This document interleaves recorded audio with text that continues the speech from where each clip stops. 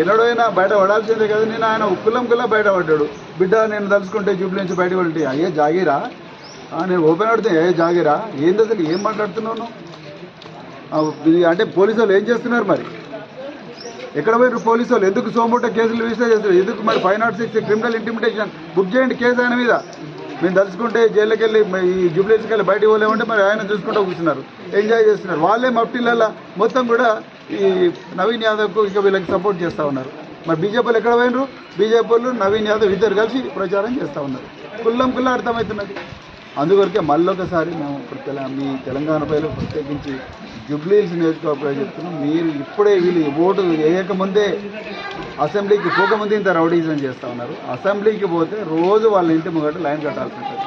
వీళ్ళ పైల్వాన్లు వచ్చి మన బస్సులలో పెట్టి ఇంతకుముందు ఒక మహిళ మేము తిరుగుతూ ఉంటాను, సార్ దయచేసి సీసీటీవీ కెమెరాలు పెట్టండి, ఇక్కడ గుండాయిజం పెట్టండి. కేసీఆర్ గారు పోయినప్పటి నుంచి గుండా